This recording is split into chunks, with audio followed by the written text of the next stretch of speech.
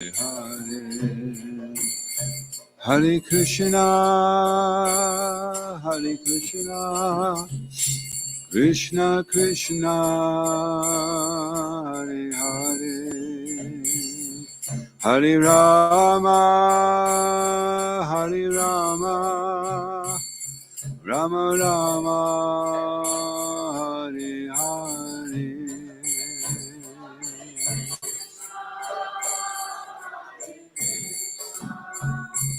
Krishna Krishna,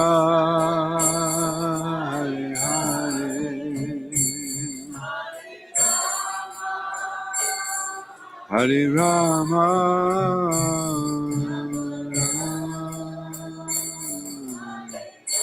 Jaya Jaya Guru Dev, Guru Dev, Guru Dev, Guru Dev.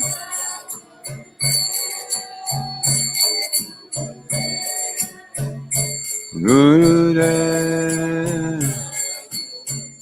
Jaya Jaya Prabhupada, Prabhupada, Prabhupada, Prabhupada.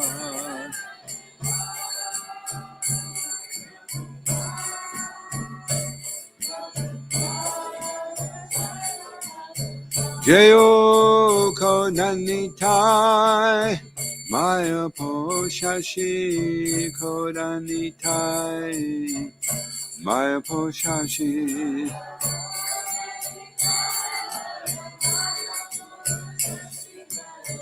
Kodanitai, Maya Poshashi.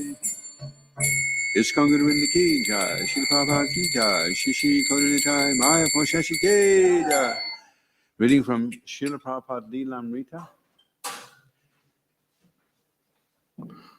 Pardon the specs, I've got a sore right eye. I'll go to an eye specialist, I think.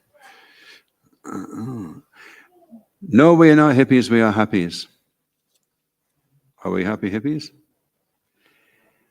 Happy. We're happy happies. Not yippie, not yuppies or hippies. More than being a visiting lecturer or a formal guide, Srila Prabhupada was the spiritual father of his disciples. They accepted him as their real father, and he found them devoted and affectionate, far more than his own family had been. These young American boys and girls, the flower of your country, Prabhupada called them,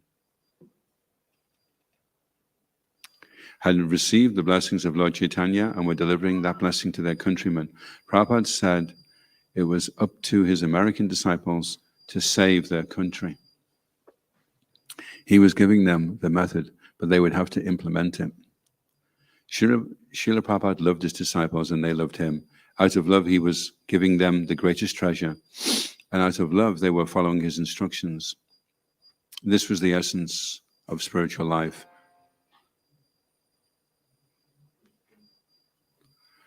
On the basis of this love, the Krishna consciousness movement would grow. Not surprisingly, some disciples had fallen away to their former materialistic ways of living, but Prabhupada sought those sincere souls who would stay. That was the important thing, he said.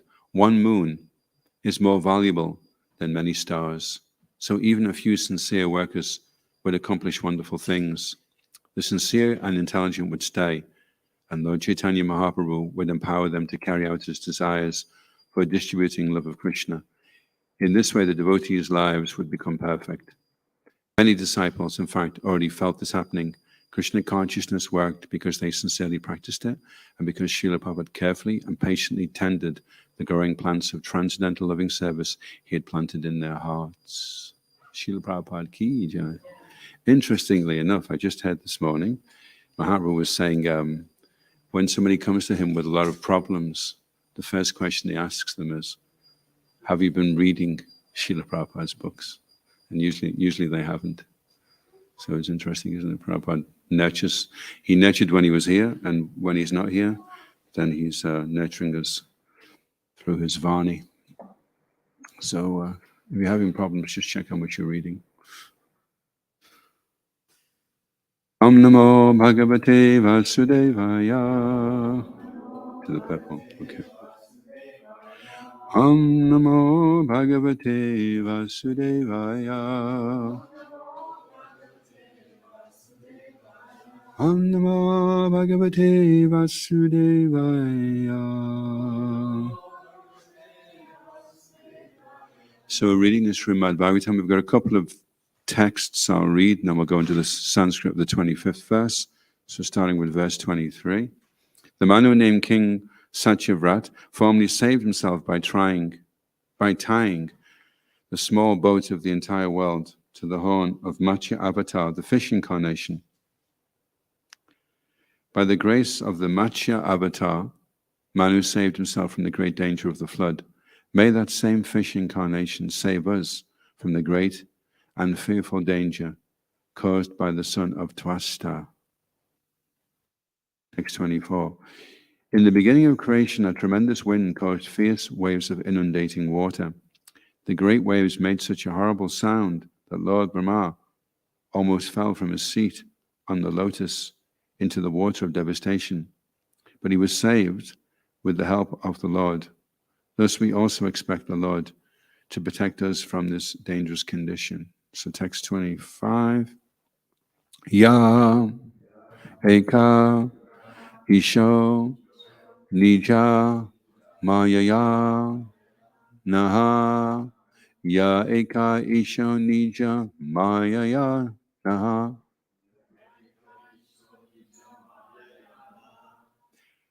Sasaja Yena Shajama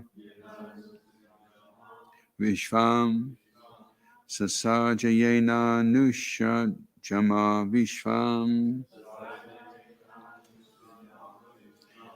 Vayam Na Yajyapi Pura Samihata Vayam Na Yajyapi Pura Samihata Pajama Lingam Pritag Isha Manina Pajama Lingam Pritag Isha Manina Ya Eka Isha Nija Maya Yana Sasaja Yena Nushrajama Vishvam Vayam Nayasyapi Pura Samihata Asyama Lingam Pritag Ishamanina Ya Eka Isha Nijamaya Yanaha Sasaja Yena Nushajama Vishvam Vayam Nayasyapi Pura Samihata Asyama Lingam Pritag Ishamanina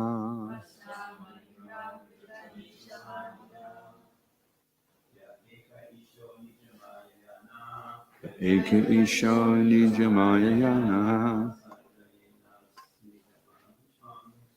Sajaya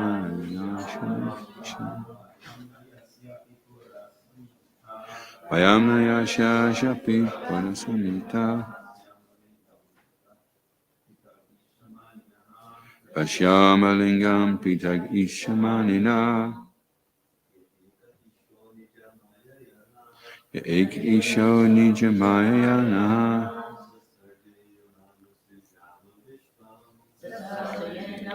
Shava Vishvam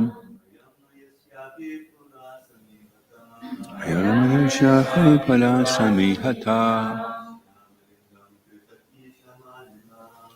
Amalingam Pitag Ishamanina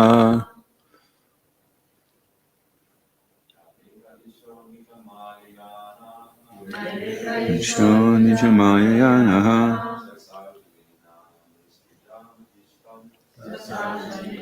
Shushama Vishvam Vayamanashapi Pura Samihata Ashamalingam Pita Isham. Ladies. Ekanisha Nishamayana.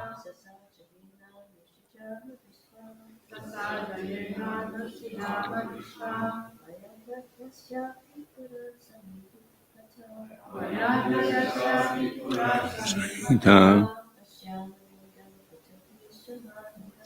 Ashamalingam Pita Ishamanida.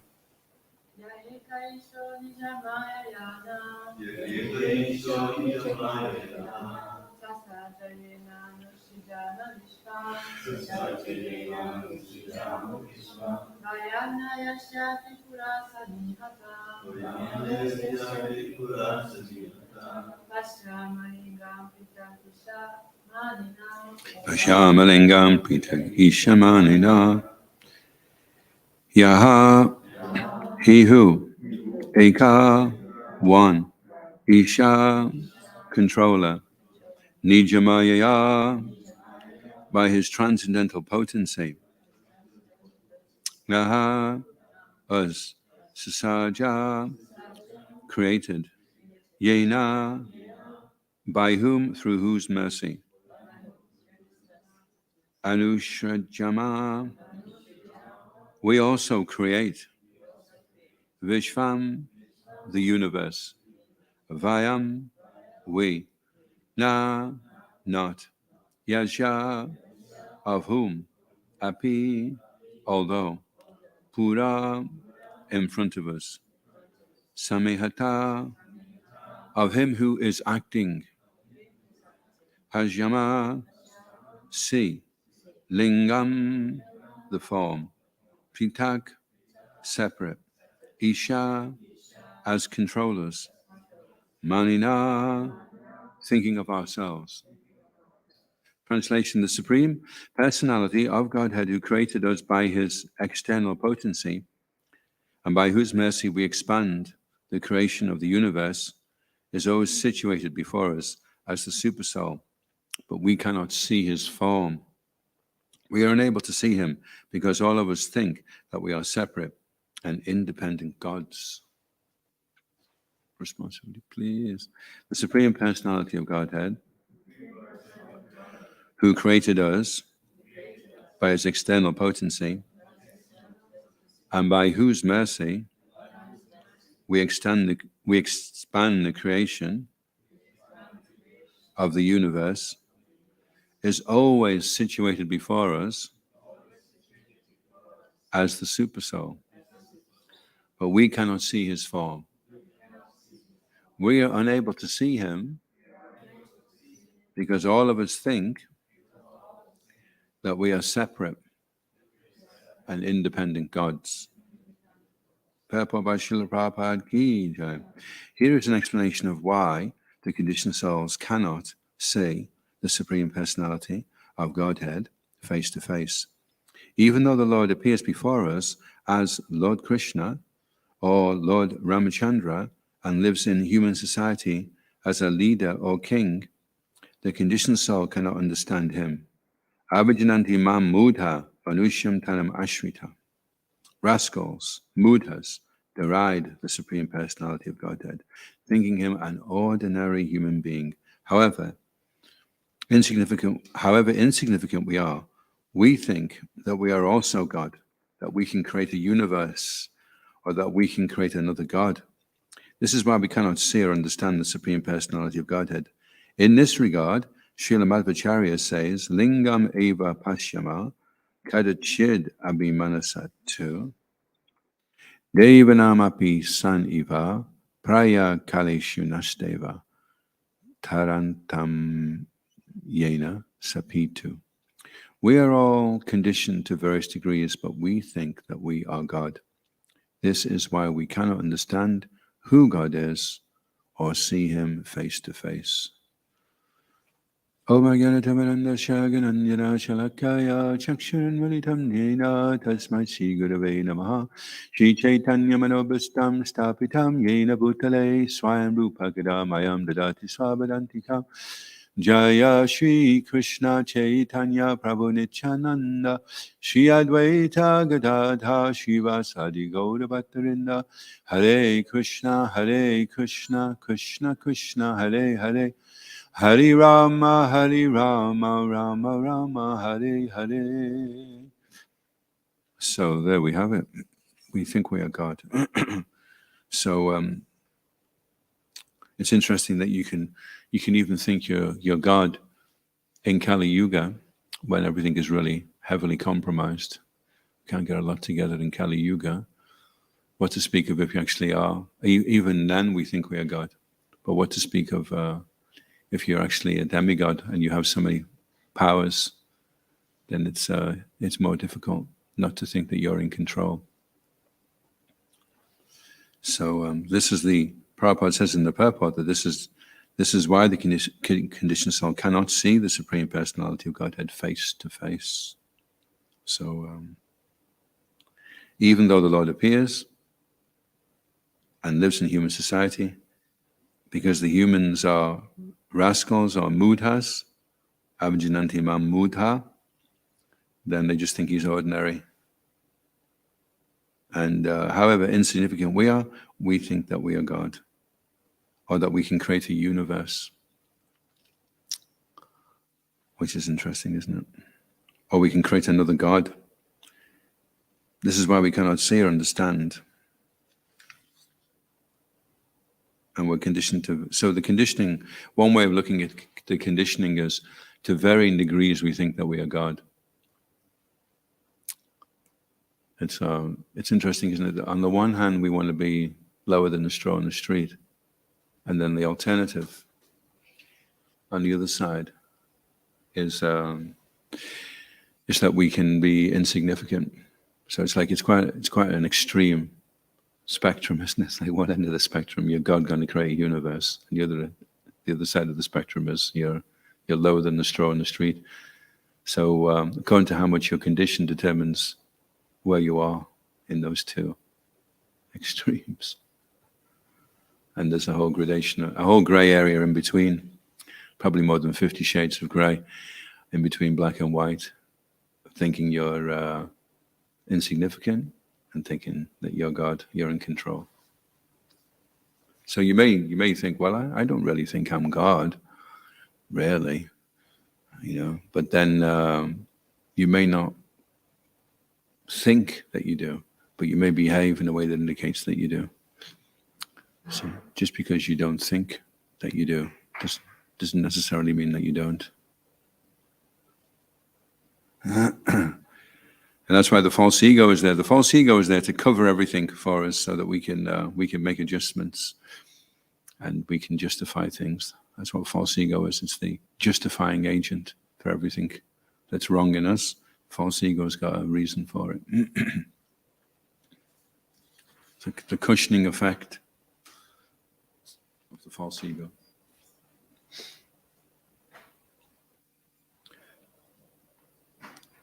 So then Srila Prabhupada saying in the purport that even when God does appear before us, then even then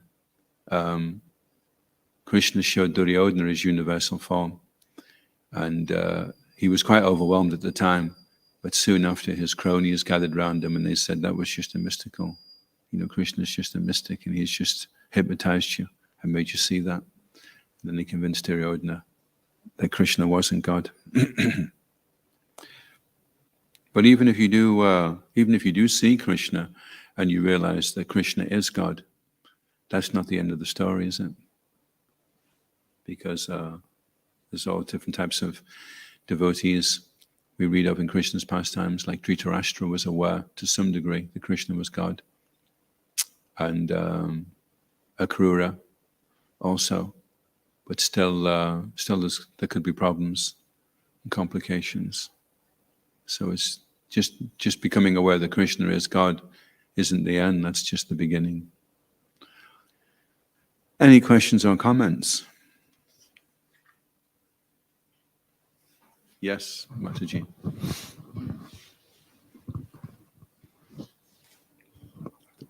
Actually, I was wondering already last week, can we say that all our anarthas can be traced back to this like wanting to be God and, you know, envying Krishna. Like, can we say that everything can be traced back to that? Yeah, what is interesting, Srila Bhaktivinoda Thakur, he says that all the anarthas arise because of arguments.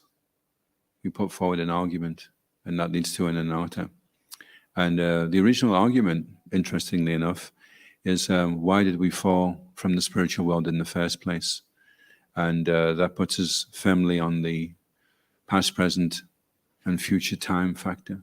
And he says all doubts can be immediately dismissed if we can establish ourselves in the eternal present, because in the eternal present, there's no beginning and there's no end. There's just now, and that now is eternal, actually.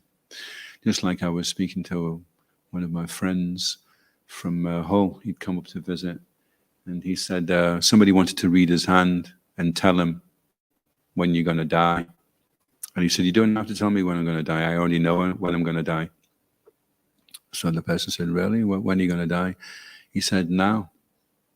I'm going to die now, because when I do die, it will be now. And that's the same now that you were born in. It's the same now.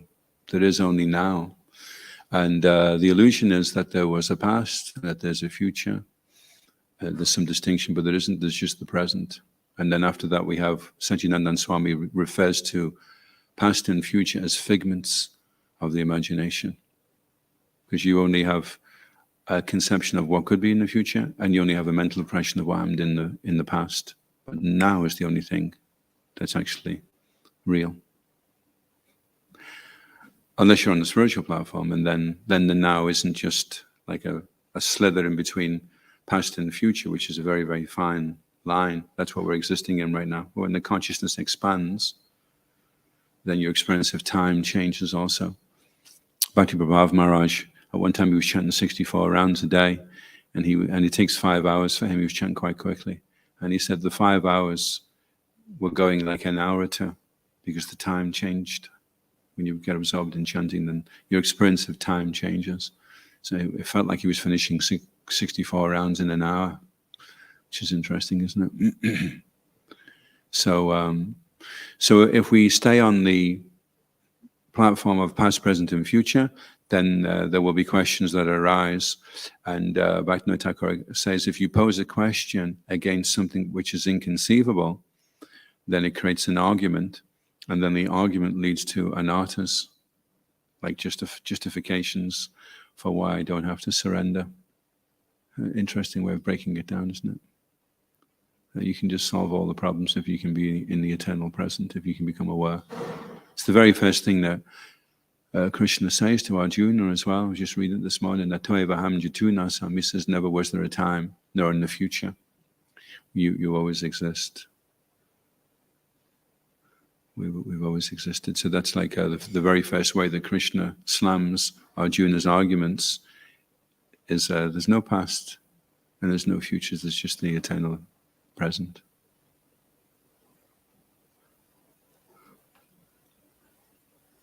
But yeah, you could also look at it that way. There's different ways of looking at it. So you could say that Krishna is there. It's also compared to a little annoying child, and he keeps saying to his mother that he wants the moon. And Krishna's like the mother, and he's saying, well, it's not really possible to have the moon. I mean, it's really big for one thing. If you tried to get it, it would crush you. And the child says, no, mommy, you said you could get me anything. I want the moon, I want the moon, I want the moon. So eventually, to shut the child up, the mother gives the child a mirror. And then she says, look, see, there's the moon. And then the child looks in the mirror, and he goes, oh, thank you, you gave me the moon. But all it is a reflection. So in the same way, we want to be God, and Krishna saying, well, you can't really be God, it's just the way it is. I'm God, and that's it. No, I want to be God. Okay. And come into the material universe, be Lord Brahma. And then from him, then we go down to the ant, and even the ant is thinking that he is God. He's in control. I've just got this grain of sugar. I'm so cool. Yep. this idea of the eternal present, how do we sort of move from that being a philosophical concept to an actual lived experience? Well, when you're on the mental platform, which you'll especially be aware of when you're chanting, that's when you notice. I mean, when I heard the devotee talking about the mind, or I was reading about the mind, and a devotee that was first talking about Krishna consciousness was telling me about the mind, and it wasn't until I started chanting, and then I got this tap on the shoulder, and I was trying to chant, and there was some other suggestions. No, I want to chant, and then I realized, oh, this is the mind. This is my old friend, the mind. He doesn't want to chant. He wants to do something else, and I'm trying to chant. So that's when you see there's a distinction between you and the mind. So when you're chanting, the mind is dealing with the past and the future. It's not really too interested in what's going on right now, especially if what's going on right now is you're chanting and trying to hear attentively. That's like so boring for the mind. So like, oh, can we think about this that happened, or maybe we could think about what could happen in the future. That'd be interesting. This is such a drag, So we have to discipline the mind so that we can just stay here and now. And then when we're in the present, it's only when we're in the present that we can be attentive. You see. Because however much you're worrying about the future or the past is how much you're distracted from what you're doing right now. And devotional service only really takes place when you're attentive. Devotion means with attention, you see. You can't do inattentive devotional service. It's like trying to do casual love. I kind of love you, but it doesn't really mean anything until it's, I love you, until it's eager, isn't it? So in the same way, if you want to perform devotional service, you have to be fully attentive, 100%. Right now, what I'm doing is everything, and I get absorbed. That's how we get absorbed, by being right here now and doing exactly whatever it is we're meant to be doing here and now, And when we're like that, when our consciousness is very fixed on what's going on right now, it's funny, because then we find it easier to remember all the things that we were getting distracted by in the first place because we thought we were going to forget them. Because when you're here and now and attentive, then that's you directly in touch with the super soul. And the super soul can remind you so many things, So rather than just trying to be God and control everything that's going on.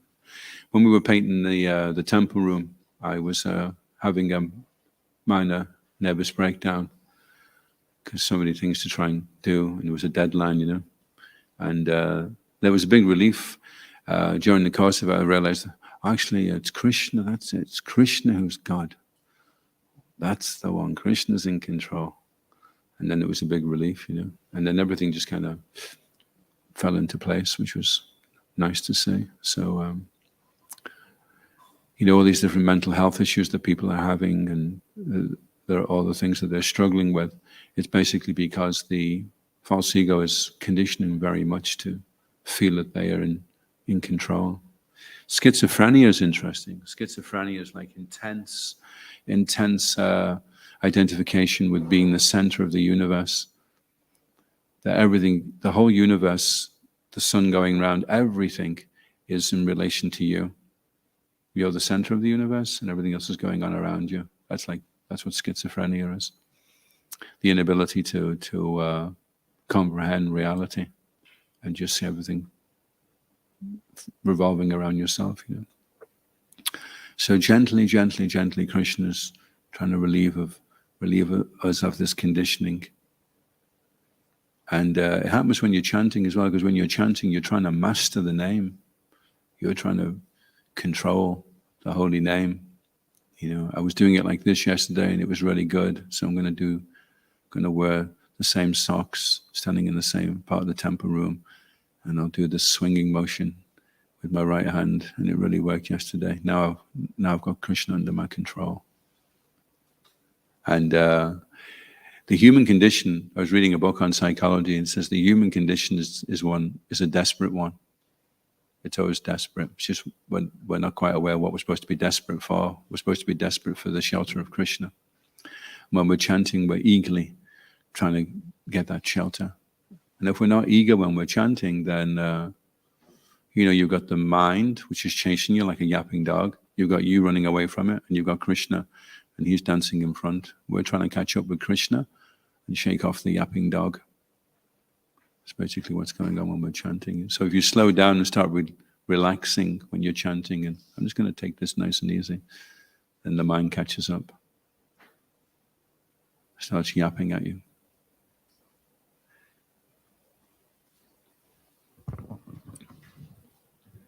It's interesting, this principle of, trying to create universe, because, you may think, oh, I'm not trying to create universe, but you can see it starts kind of from the childhood. The kids, they try to build a sandcastle and push, other kids out of their territory and stuff like that in the playground.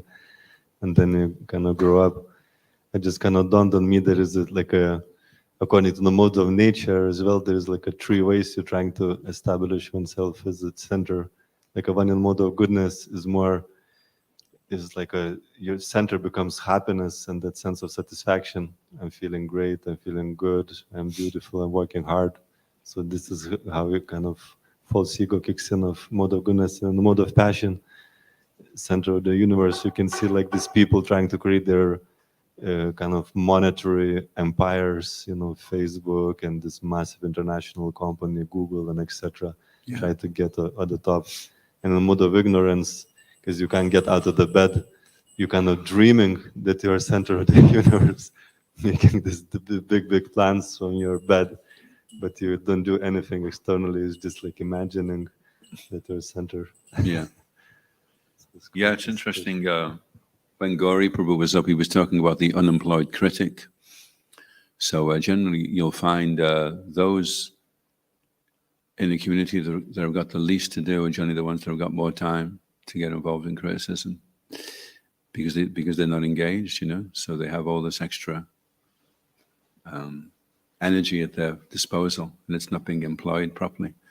So, what can we do with it? Well, why don't we criticize? That's the unemployed critic. So the danger of being in the mode of ignorance in a Krishna conscious environment is that it can put you very much in harm's way. You're trying to be God, establish yourself as more important, and what you think and the way you see things. And so mode of passion, you need an environment where people are going to recognize you. So you at least recognize some dependence upon others.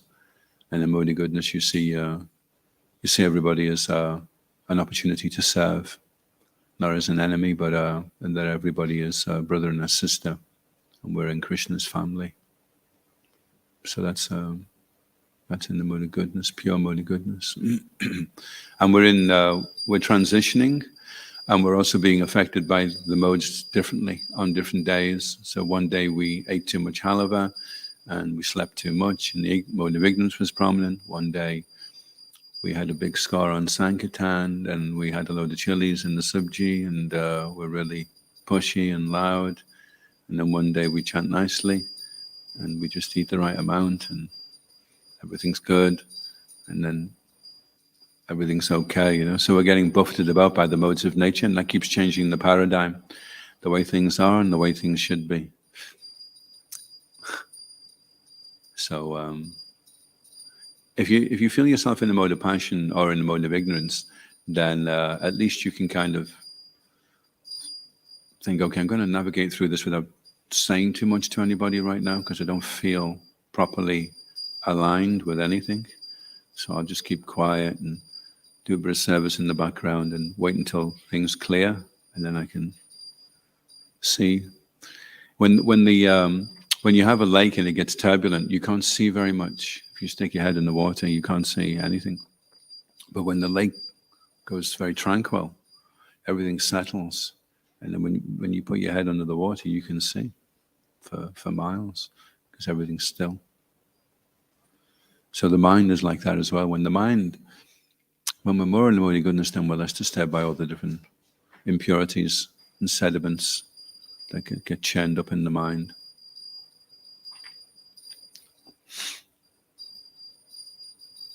I'm only speaking theoretically, of course, but that's what it should be anyway. I'm sure we all have our moments, don't we, when it goes clear, everything becomes very clear.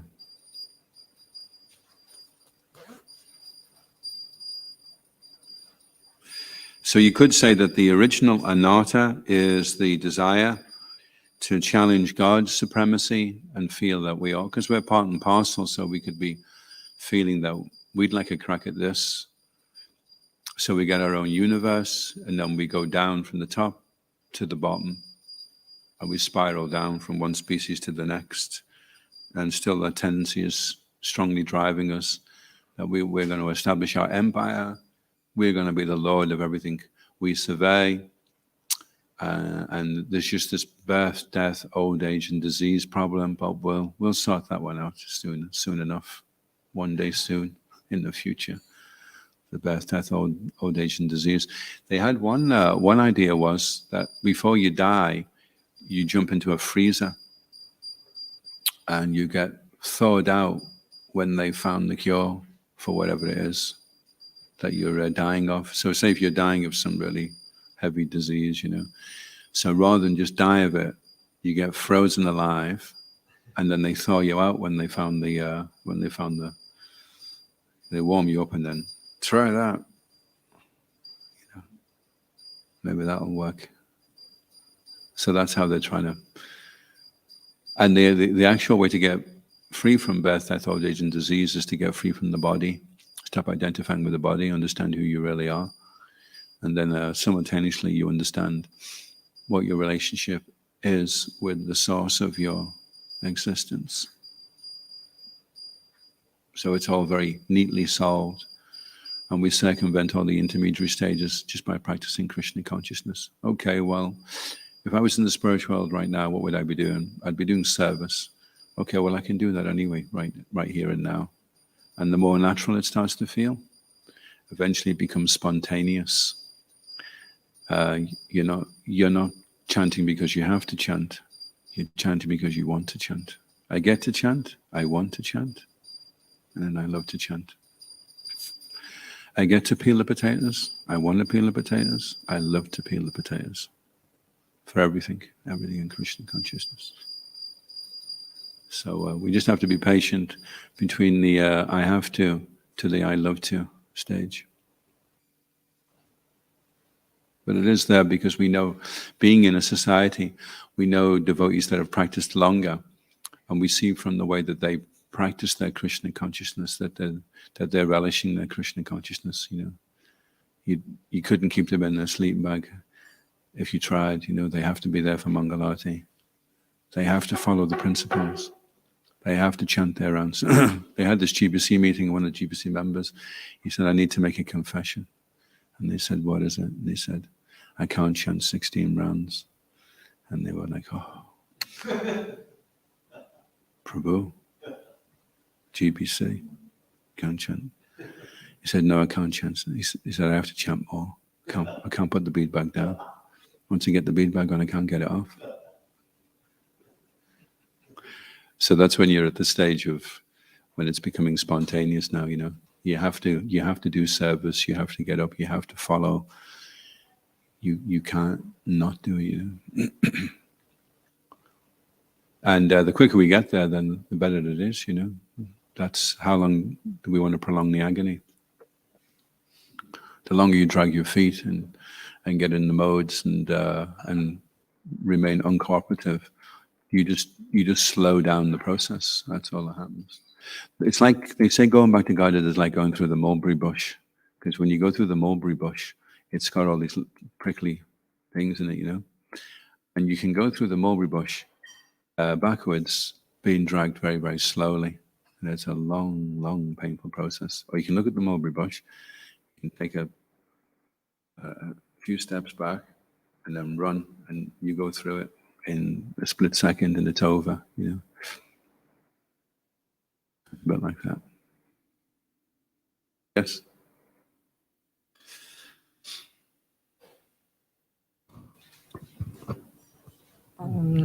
I have a question about, so you spoke about many people are suffering because they want to be independent of God. Yeah.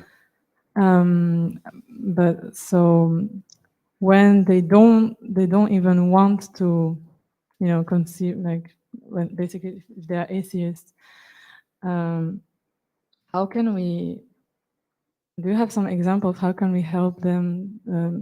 Because if we speak to them directly about God, then they might get angry, or they might, it might put them off. So how can we bring them in some gradual way? Or do you have some examples how to help?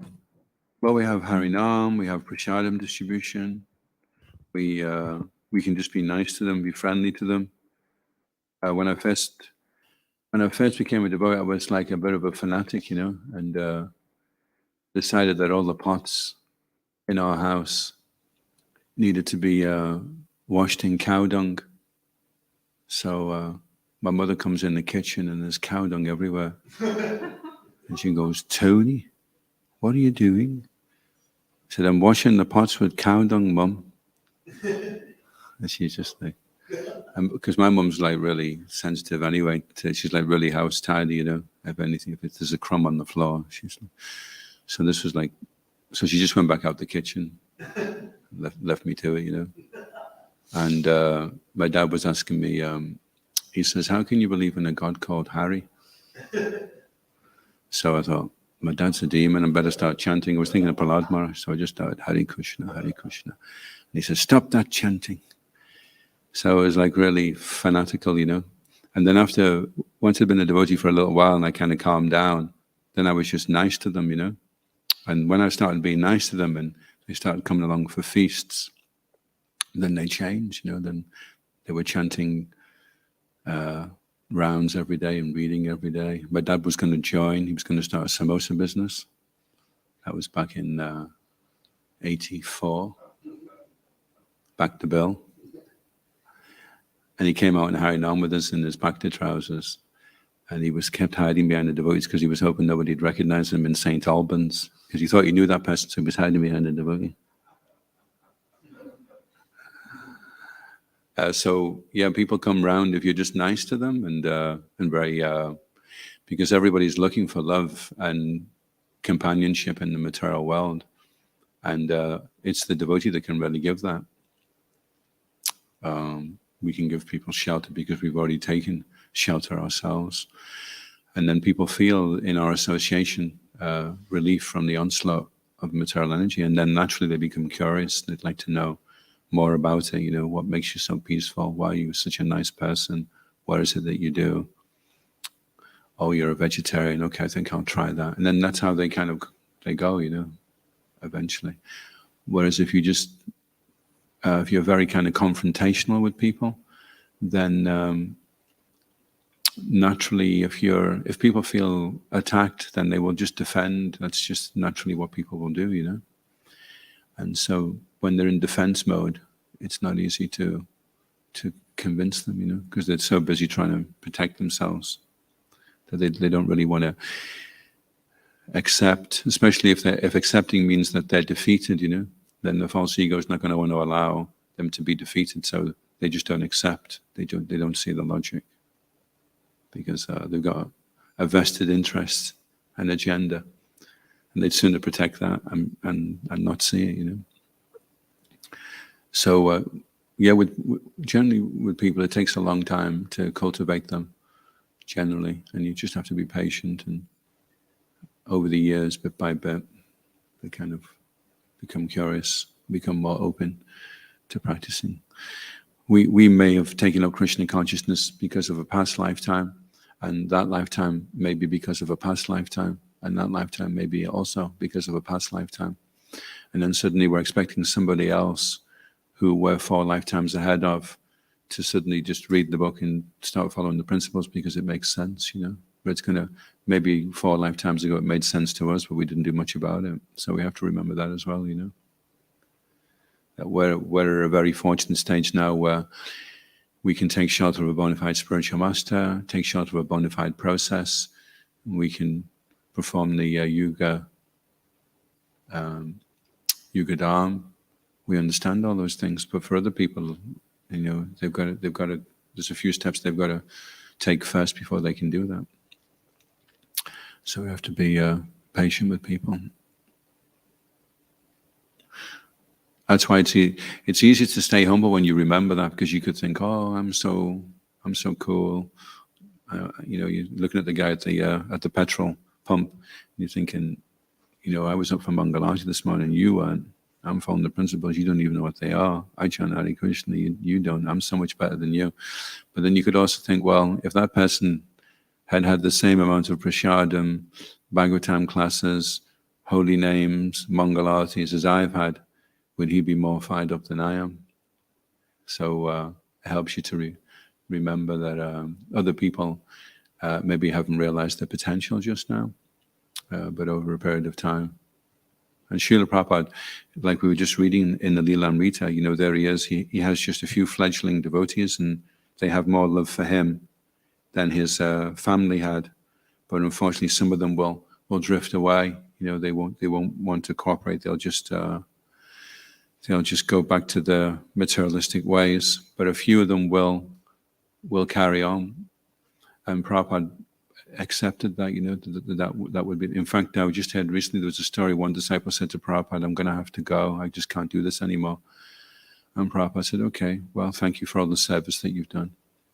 And after he left the room, Prabhupada's servant said, "But why did you speak to him like that, Srila Prabhupada?" And he said, "Because better that he goes a friend than goes an enemy." So Prabhupada was very, very accommodating. So we can be the same. We can encourage people to practice Krishna consciousness, and at the same time show them that we still love them, and we're still their well wishers, even if they at this point can't comply with the next logical. We would see as the next logical step that you need to take. But they may not appreciate that. Jai. ISKCON Guru Vrinda ki, Srila Prabhupada ki, Gaura Premanandi, Hari Bol. All of you ki, Jai.